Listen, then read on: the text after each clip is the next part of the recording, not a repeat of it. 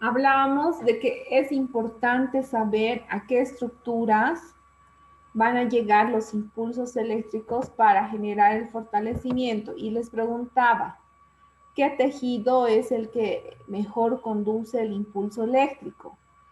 Y me respondieron que era el nervio. Y es así porque este tejido tiene la capacidad de transferencia energética de gran velocidad en comparación con un músculo. El músculo también genera buena contracción o buena respuesta motora, pero si hablamos de transmisión de impulso eléctrico, siempre el nervio en primer lugar. En segundo lugar va a ser el músculo. En tercer lugar va a estar la fascia. Y en cuarto lugar va a estar el tejido muscular liso o tejido visceral.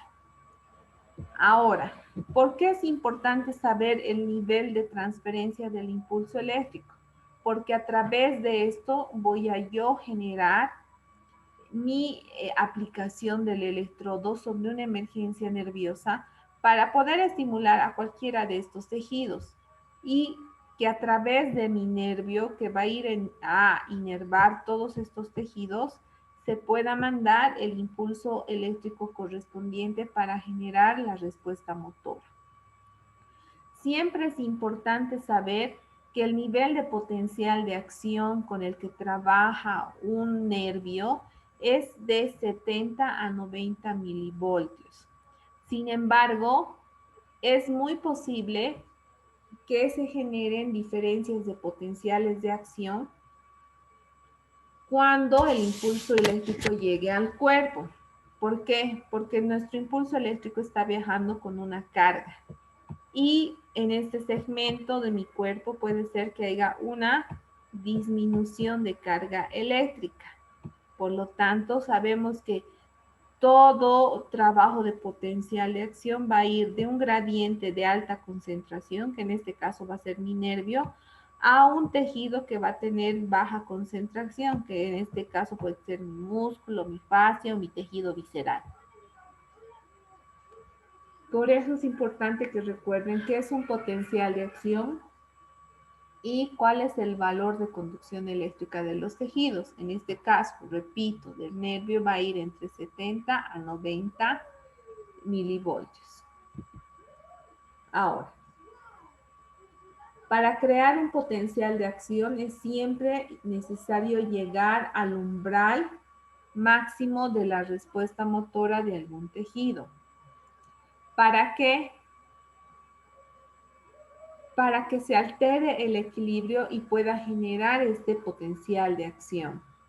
Por lo tanto, cuando trabajamos un músculo, el potencial de acción va a permitir que se transmita la orden del músculo para generar la contracción.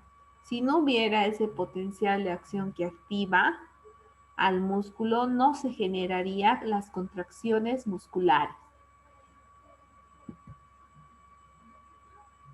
Cuando nosotros manejamos la corriente eléctrica para modificar el potencial de acción de estos tejidos que les decía, que puede ser músculo, tendón, ligamento, fascia o tejido visceral, nosotros vamos a mandar estímulos que activen todas las interconexiones motoras para generar una respuesta motora a nivel celular. ¿Para qué genero una respuesta motora a nivel celular? La gran pregunta. ¿Puedo generar una respuesta motora para iniciar un proceso de cicatrización o una reparación tisular? Esa sería una opción. La segunda opción puede ser porque necesito estimular una interconexión nerviosa, ya sea músculo, víscera, tendón, ligamento y hasta la propia piel. Y la otra opción por la cual yo necesito generar una estimulación motora es para generar contracciones musculares que aumenten la fuerza de algún tejido en específico. Entonces, si resumimos esos tres parámetros que les estoy hablando, estamos hablando de que yo necesito estimular el trofismo, el tono o la fuerza cuando trabajo alguna activación motora.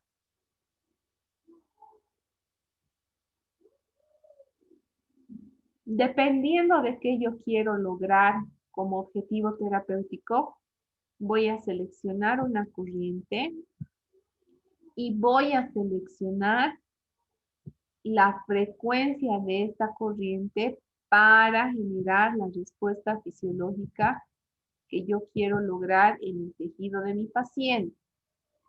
Dependiendo de cuál va a ser mi objetivo, mejorar el trofismo o el tono o la fuerza, yo voy a seleccionar una corriente eléctrica, ya sea de baja, alta o media frecuencia.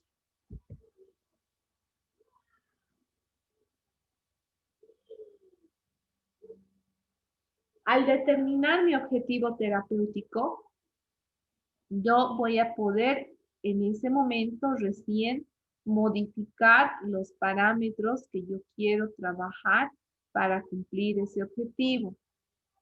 Esos parámetros que yo debo modificar a la hora de generar un tratamiento con una corriente de BMS deben incluir principalmente la frecuencia de la corriente. ¿Qué quiere decir? Número de pulsos que va a salir de esa corriente en un determinado tiempo. Ahora, también es importante determinar cuál va a ser la forma de pulso. ¿Por qué? Porque la forma de pulso me va a poder ayudar en el reclutamiento de las fibras musculares a trabajar. Por otra parte, vamos a tener el tiempo. El tiempo va a determinar las respuestas fisiológicas que se puedan lograr. Ahora, no siempre periodos muy largos de trabajo significa que va a haber mejor respuesta terapéutica. Puede ser que yo logre buenas respuestas a los pocos minutos de trabajo. Y la intensidad se va a determinar por el nivel de percepción sensitiva que tenga el paciente y por la respuesta motora visual que yo pueda lograr observar o el paciente pueda lograr eh, sentir cuando se realice este estímulo. Ahora yo pregunto, ¿cuáles son los valores en frecuencia, intensidad y tiempo que se pueden modificar? Más bien, ¿cuáles son las unidades de trabajo de la frecuencia, intensidad y tiempo? Miguel, ¿cuáles son los valores de la frecuencia?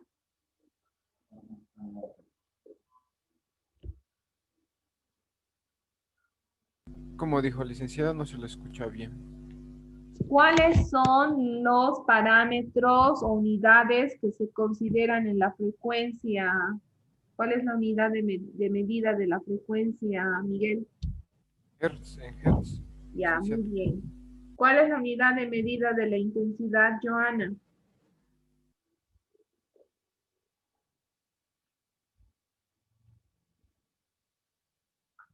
Joana, ¿cuál es la unidad de medida de la intensidad? La intensidad sería el hertz, ¿no es? No, eso es de la frecuencia. ¿Cuál es de la intensidad?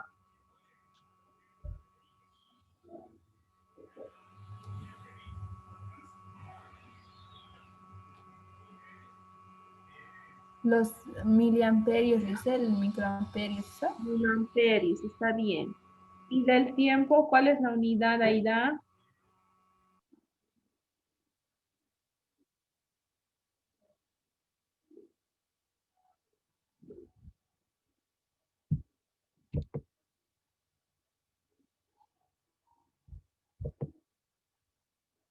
¿Cuál es la unidad de medida del tiempo?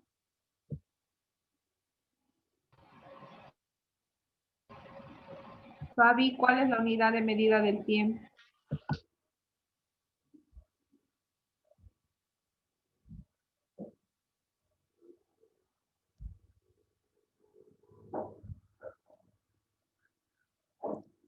Aida, Fabi, ¿cuál es la unidad de medida del tiempo?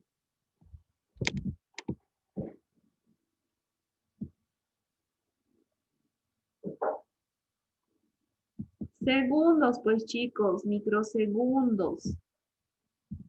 ¿Qué está pasando? No están repasando, no sé qué harán. Sus parciales van a ser puros casos clínicos al vivo.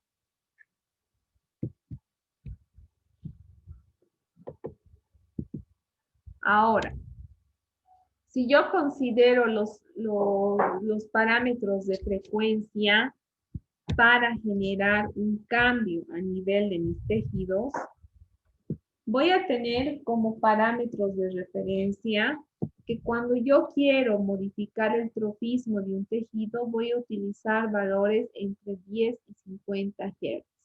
Ahora yo pregunto, ¿qué es trofismo, Katy?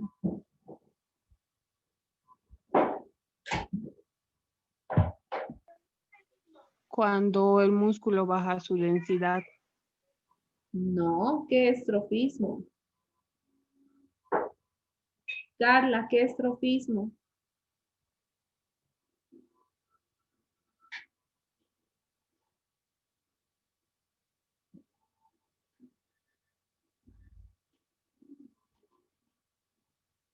Nada.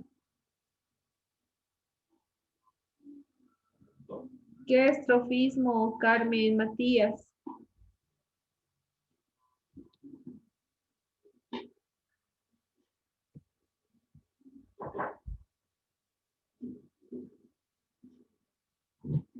Chicas, tienen que leer, no están leyendo, no sé qué harán.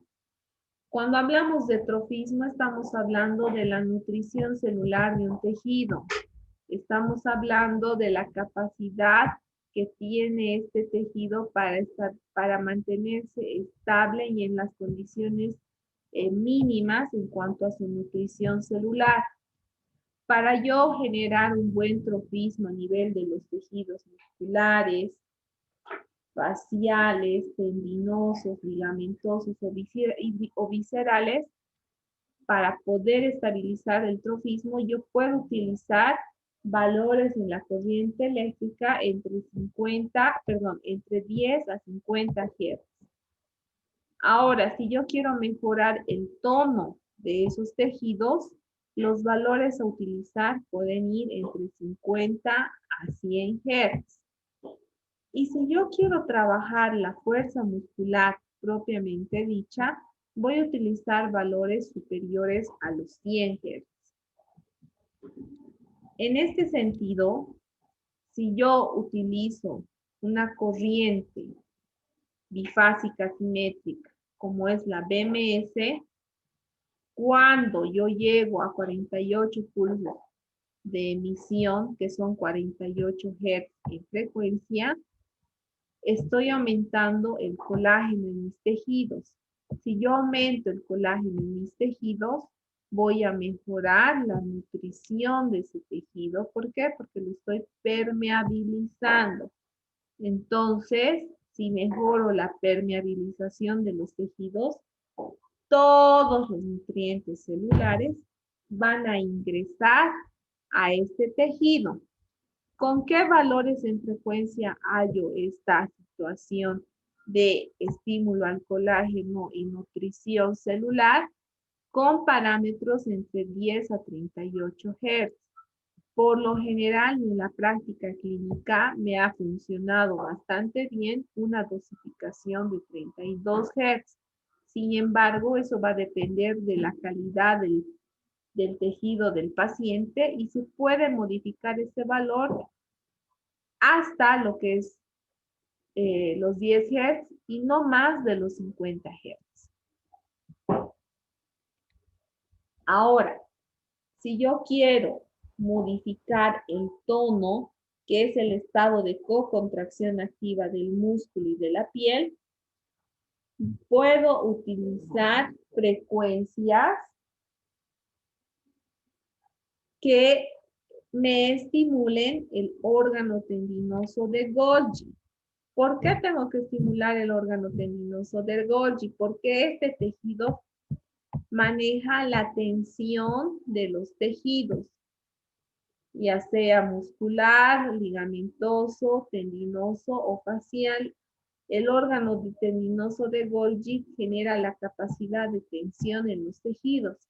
Por lo tanto, yo necesito trabajar valores de frecuencia que estimulen este tejido.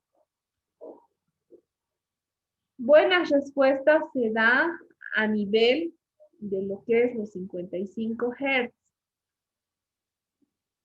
Entonces, en la práctica clínica, esto está mal, chicos, nuestro tono. En la práctica clínica, a mí me ha ido muy bien para estimular el tono muscular en los pacientes a un valor de frecuencia de 68 Hz. Entonces, estoy dentro del rango que se da en lo que es la estimulación del tono, este valor que les estoy proponiendo. Sin embargo, se puede modificar este valor hasta por debajo de los 100 Hz y obviamente superior a los 50 Hz. Ahora, si yo necesito generar fuerza muscular en un paciente, lo puedo hacer también a través de las corrientes BMS. Para eso voy a tener que trabajar lo que son un estímulo de fibras rojas para ganar fuerza muscular. Este estímulo va a utilizar frecuencias de corriente de aproximadamente 100 Hz.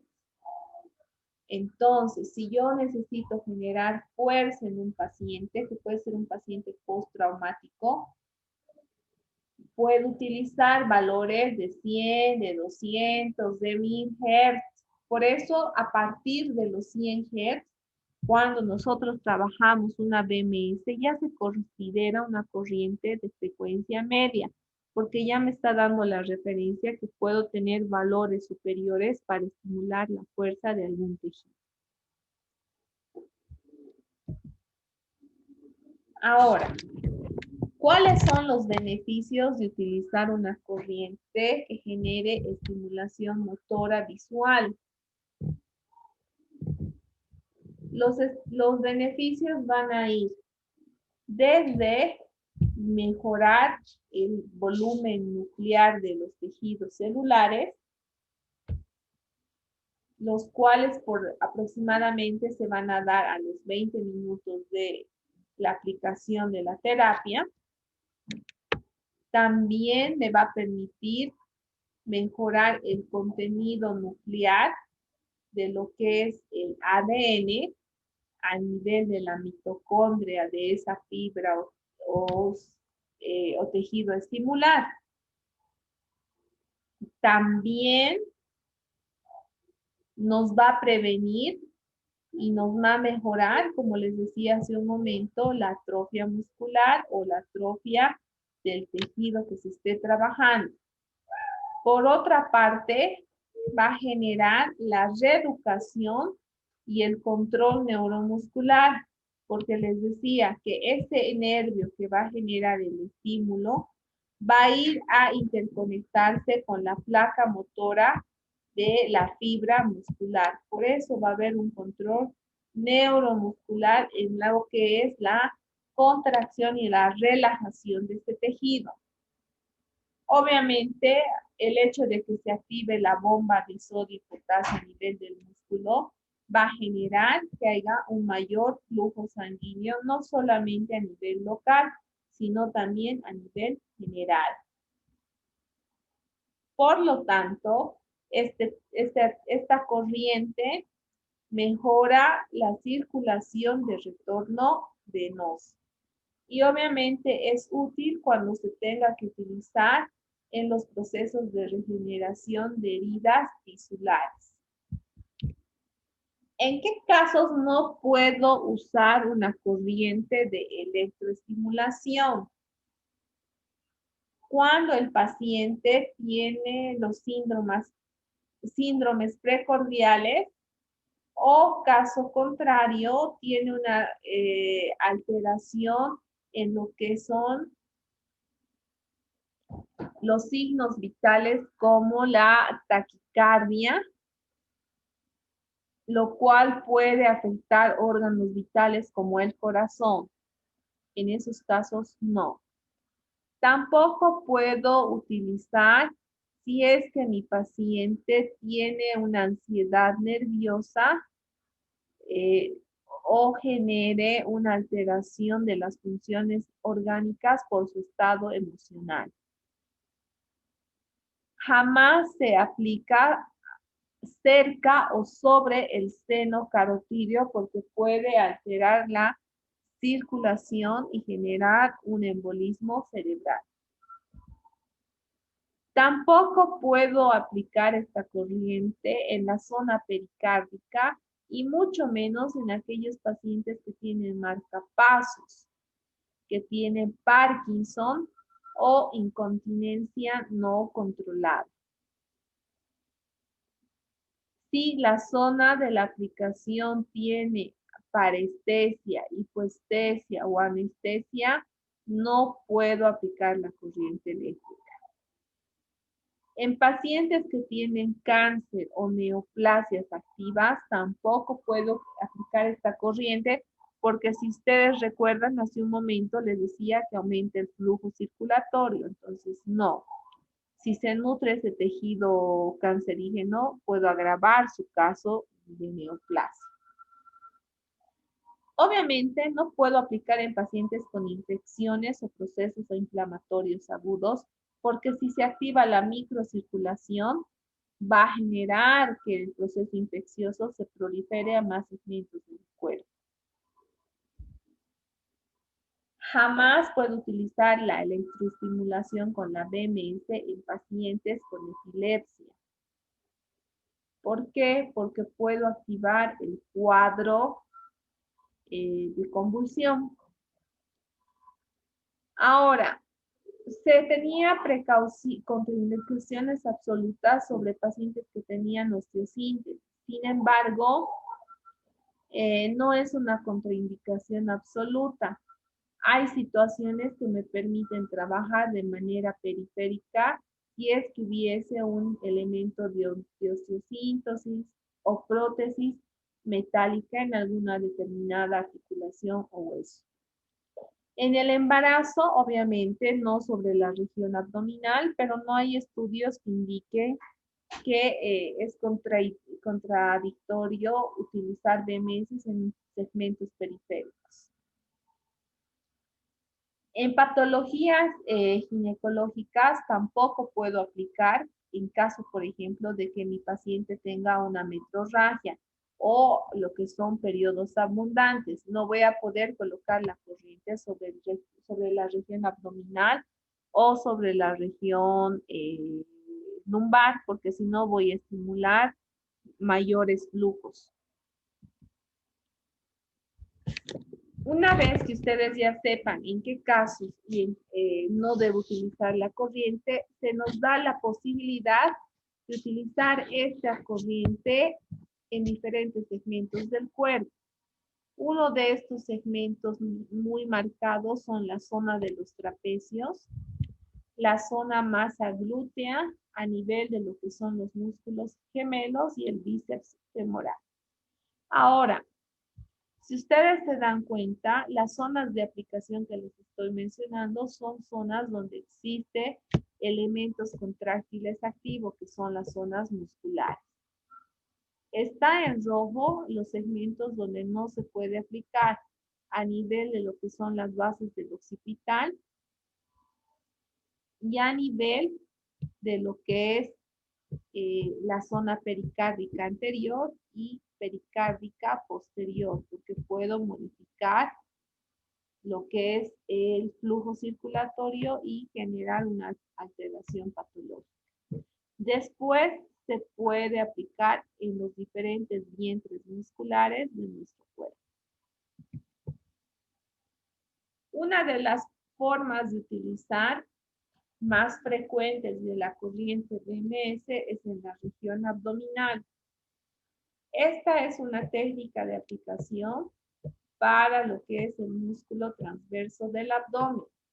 No se considera la polaridad, pero sí se considera la activación de ese músculo a través de electrodos que estimulen una contracción de manera horizontal en la dirección de las fibras que se van a trabajar. Esta es una aplicación para el transverso del abdomen.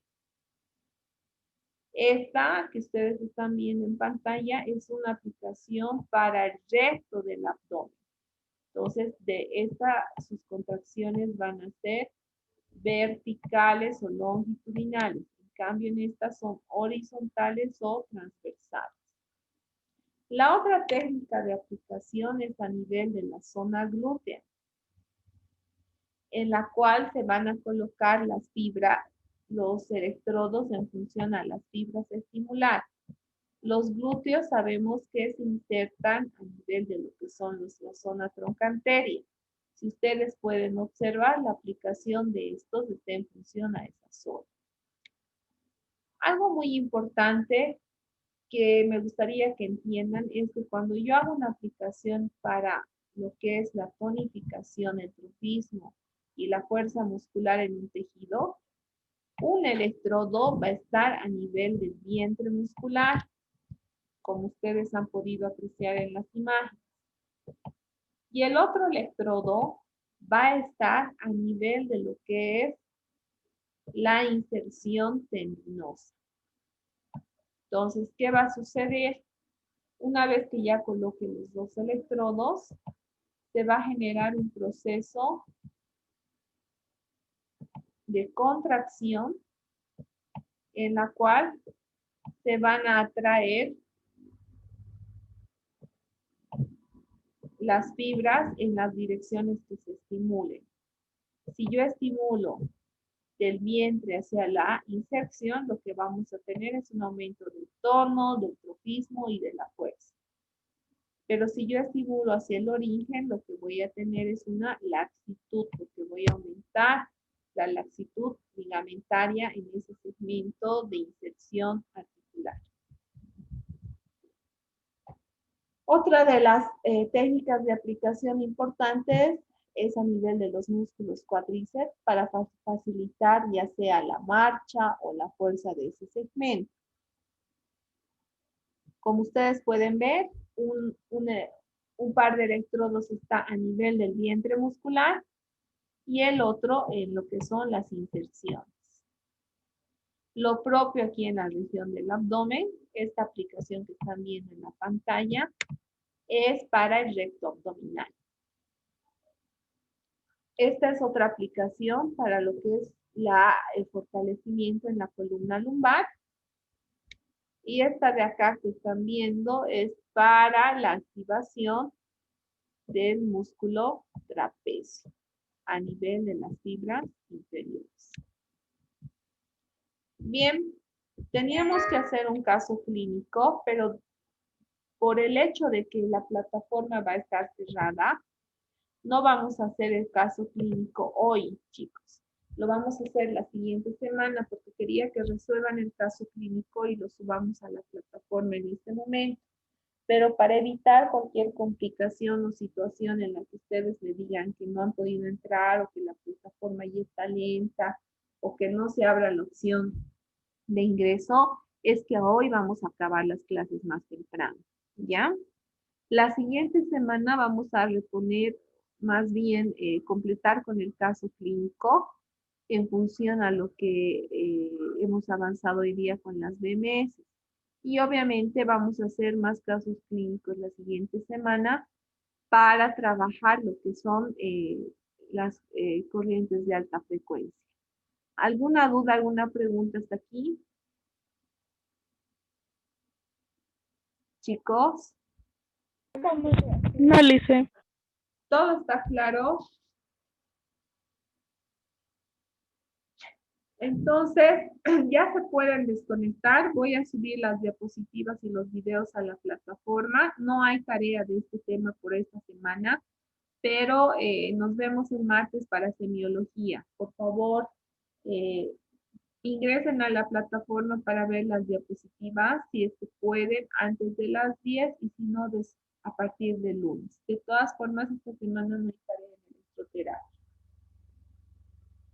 Bien, con eso voy a finalizar la clase, chicos. Que tengan buen fin de semana y nos vemos la siguiente, ¿ya? Está bien, Licea, hasta luego. Hasta luego, Alicia. Nacho.